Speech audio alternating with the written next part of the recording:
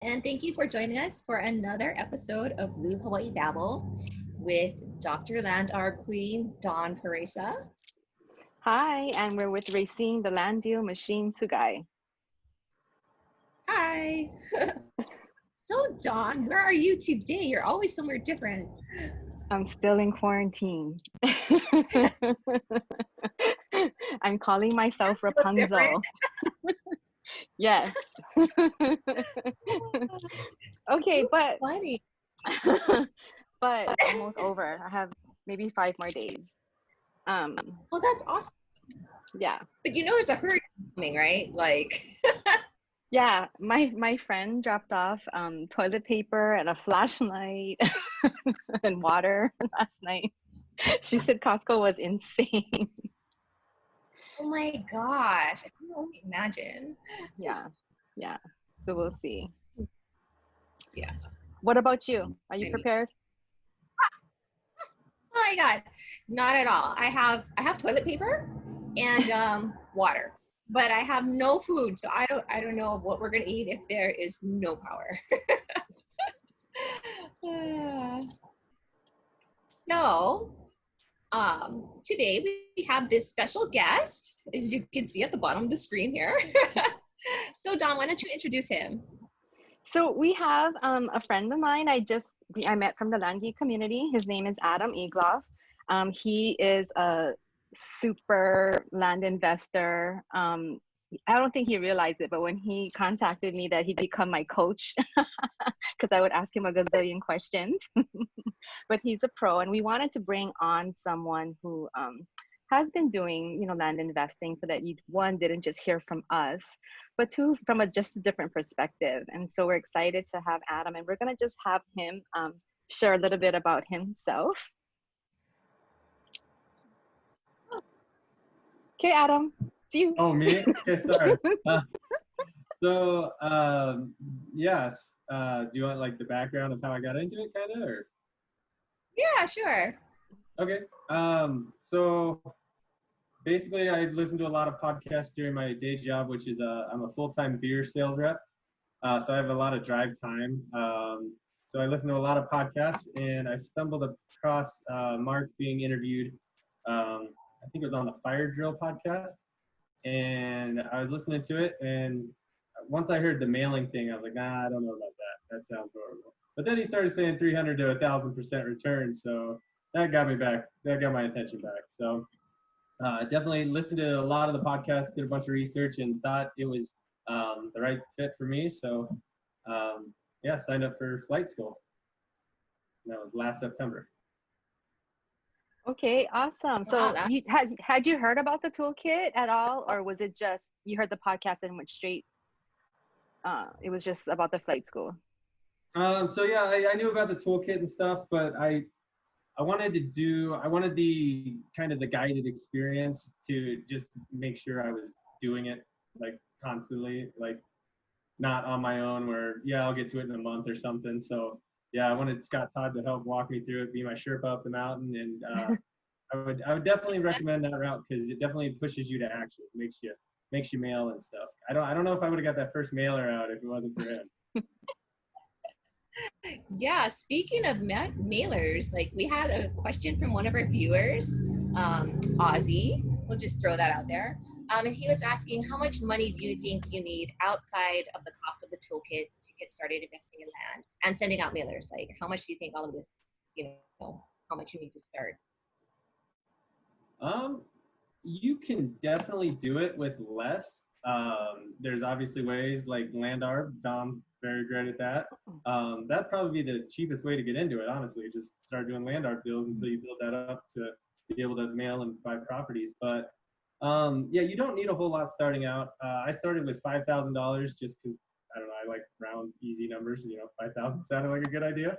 So yeah, that definitely got me through the first couple months. And as I was buying more properties, I had to find more money, just, keep that inventory level healthy. So, but yeah, I could have wholesaled some properties and got the money. I was focused just on the passive coming in monthly.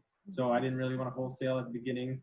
So yeah, you can definitely do it different ways, but And I have the luxury. My wife and I also own a Jimmy John's franchise, so I kind of have a built-in like I just take that money and put it into the land thing kind of deal. So I kind of have my own bank that in that situation where I just get a check from that and put it right into this. So it's a little different for me, but yeah, you don't need a bunch of money to start out. I feel it probably helps, although it could also hurt because you probably, if you have less money, you're more scrappy and you get better deals that way. So you're definitely looking for better deals and negotiation points there. So it might be better to have less money. I don't know. Wow, you've got so many things going on. I don't know how you can manage to keep everything straight. Yeah, it's hard. It's definitely mental tasking. You got to write everything down. Ah, I'm sorry, I'm laughing because I think I write everything down, but doesn't mean I don't know. I got issues. Anyway, so I feel it's true. It's different for everyone, and it does depend on your budget. I think for me, I started off. I probably started off around the same, maybe 5,000. Um, not including the toolkit because I did start off with a wholesale property, and then I kind of jumped into the land arb thing. And, again, we talk about it in another video, but that's, probably one of the lower end ways to, acquire land. And I was mailing though. I did mail from the beginning with class. So that was happening as well. Did we answer the question about mailing? Um, I think I skipped that. But I mean, I as guess far as mailing, I think 100 a week is a good place to start. And I mean, you could do less. You're just not going to have as many options to buy. So obviously, the more you mail, the more options you have to buy. So, but yeah, you can start with less than that. But I think 100 is a good place, and that's what they teach you in flight school too. So yeah. Well, it's like about $1 a mailer, right? So, right, I want to like say it's 82 cents. I'm not 100% sure on that, but somewhere around there. yeah, round up. It's easier. There you go. Yeah. Yeah. So for me, I think I started with about $5,000 too, outside of the toolkit. And it's good to set a budget because even though I had $5,000, I went over, and I was like, oh no, what am I gonna do? So yeah, I had 5,000 to spend on property, and then that wasn't including the mailers, which was an additional cost. So yeah, You'll get some learn family to that you help. need to, yeah, you'll learn that you'll need to do your research in the different counties because different areas, the properties, they cost different, they're different price ranges. And so you don't have to start off with the property that's, $5,000 for one shot. You can find properties. I don't know. You started off with properties that started off as maybe a couple of hundred, a few hundred. Yeah. $500. Oh yeah, 500. Yeah. See. So Adam, tell us, what do you think it takes to be a successful land investor? I think one of the most important things is the mindset, just knowing that there are going to be obstacles. I always recommend a good book by Ryan Holiday called The Obstacle is the Way. It helped me through my first couple months in the business. Because I mean, it is a lonely business and there's a lot of things you run into where you're just like, oh man, I just kind of want to give up, but you just got to keep pushing yourself. And so yeah, just getting the mindset that doesn't matter what happens today. I'm going to get up tomorrow. I'm going to mail. I'm going to market. Just being there consistently and having the mindset that like, Kaizen, like 1% better every day is all I'm trying to do. And by the end of the year, you're in a different place. Like it's amazing. So. Wow. So, Adam, have you been to boot camp?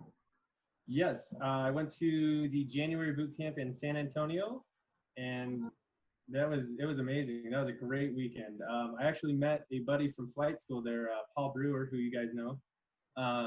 Yeah, we actually shared a hotel room because we were too cheap to pay for our own.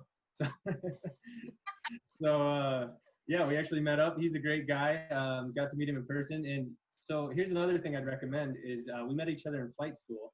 He was actually like my accountability partner kind of deal. And nobody told me to do this or anything. It just I just thought it'd be a good idea to have somebody to bounce ideas off of and, talk to, just because my wife didn't want to talk to me anymore about land. She doesn't care. So yeah, I would find an accountability partner, um, for sure. But then flight or boot camp was amazing. We got to meet the coaches. We got to meet Mark. He's a real down to earth guy. Like, he's not too good to talk to you. And you just got to talk about land for the whole weekend. And I learned a whole lot. There's many different ways to do different things, and not one right way to do everything, but there's a formula you should stick to that they teach. And once you have that down, you can kind of like play with it and get on your own. But I highly recommend the boot camp because you meet like-minded people, and yeah, just meet people in the community, and community helps you stick with it, I think. That's so exciting. Like I wish that we had a in-person boot camp experience. We will. We're just not there yet. Since ours is going to be virtual. But I like what you said about you get to meet people in the community like-minded, and even if it's not face, that's how we became friends. I met Adam. I mean, I even met Racine through the network, and so I feel like there's a lot of opportunity to meet folks who are willing to help each other. And they're celebrate the successes and even sometimes the struggles. I think those things, really matter. And I like the accountability partner piece because I think that's super important because you can't go crazy if it's Eat it all out. in your head. Yeah. But just really quick back to boot camp. Yeah, it will be virtual. It's happening in August. If you want to join us at the boot camp, you can purchase your toolkit and get 2 free tickets. um, Registration has already started, so go ahead and click the link below. And it's you, Racine. Oh, I mean, it's good because it's virtual. You don't have to go anywhere, right? Like you can be at home in your pajamas and just join via Zoom. It's cool. Not how everybody does it nowadays. Thank you. Well, any last So, thoughts, Adam? You got any last things you want to share with the group? Yeah, if you guys have any questions, if you're on the fence about the toolkit or flight school, feel free to message me on Facebook or whatever, and I'll talk to you about my experience and try to help you out, make a decision. But I highly recommend it. I started at the end of September. Here we are in July, and I already have enough passive monthly. If I just stopped doing mailings and stuff, that it would cover my mortgage, my brand new truck, all my life experience, like all my expenses for 5 years. So, and that's since September. So, like That's you, awesome. it can change your I, life. oh my goodness. Yeah, I need to get there. Yeah. We're ready. And P.S. Paul Brewer doesn't know, but he's gonna be the next victim. Hi, Paul. Thank you. Ah, Thank you, Adam. We really appreciated your time and sharing with us your experience.